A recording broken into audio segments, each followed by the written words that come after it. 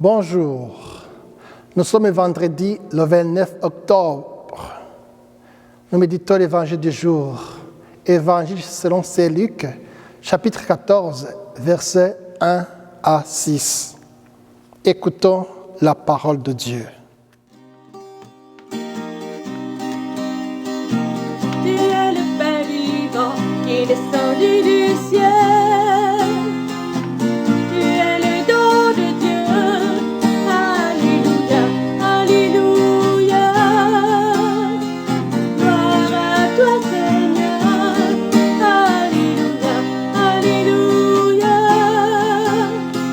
Par la source d'amour.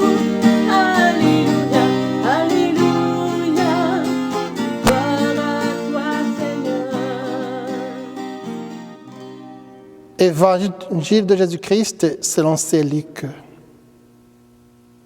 Un jour de sabbat, Jésus était entré dans la maison d'un chef des pharisiens pour y prendre son repas, et ces derniers l'observaient.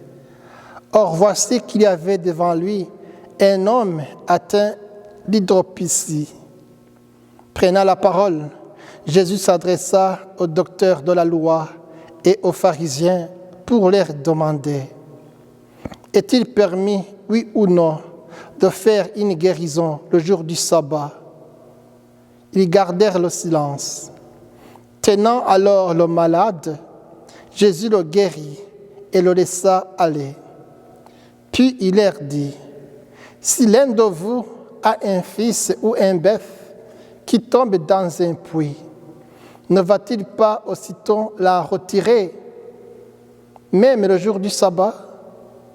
Et ils furent incapables de trouver une réponse. Acclamons la parole de Dieu.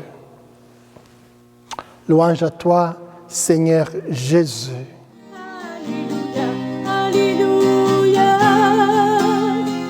Gloire à toi Seigneur. Alléluia, alléluia. Par la source d'amour. Alléluia, alléluia. Gloire à toi Seigneur. Je voudrais qu'on médite sur ces deux questions de Jésus aux pharisiens. Est-il permis, oui ou non, de faire une guérison le jour du sabbat? Là, ils gardèrent silence. Voici une deuxième question. Lequel d'entre vous, si son fils ou son bœuf vient à tomber dans un puits, ne la retirera aussitôt le jour du sabbat? À ces deux questions de Jésus, les pharisiens gardèrent le silence. Ils n'ont pas de réponse à ces deux questions. Ces deux questions de Jésus, alors, amènent aux pharisiens à prendre conscience de l'amour de Dieu. Ainsi, les pharisiens, à ces deux questions de Jésus, ils se rendent compte que leur conduite n'est pas justifiée. Et voilà pourquoi ils se taisaient.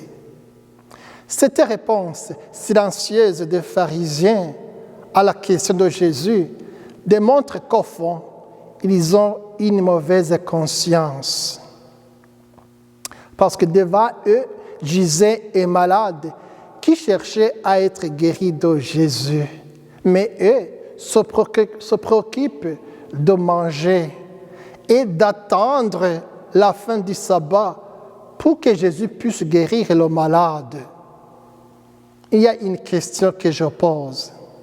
Si quelqu'un compte sur moi, vais-je décider de faire mes dévotions avant de m'en occuper? Les pharisiens, eux, avaient laissé les règlements et les convenances prendre le dessus. Ils étaient devenus vraiment institutionnalisés.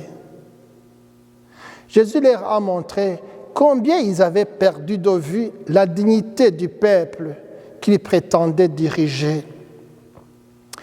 Jésus m'invite à penser moins en moi-même pour ensuite tourner vers ceux et celles dont le besoin est le plus grand que le mien.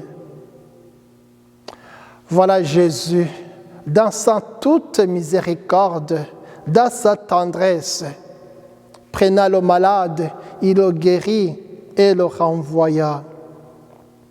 Ça, c'est l'attachement de Jésus pour toute l'humanité. Ça, c'est l'amour de Jésus pour son peuple.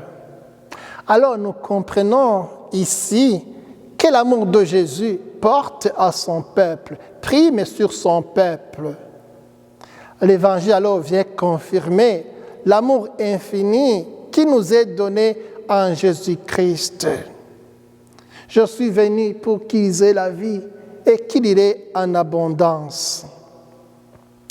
Jésus, qui s'adresse aux docteurs de la loi et aux pharisiens, les entraîne d'aller en avant vers le royaume de l'amour. Jésus veut que nous abordions avec un regard limpide et une conscience claire dans cet amour infini de Dieu. L'amour. Au soir de notre vie, nous serons interrogés sur l'amour. Soyons des hommes et des femmes charitables envers les malheureux qui crient autour de nous.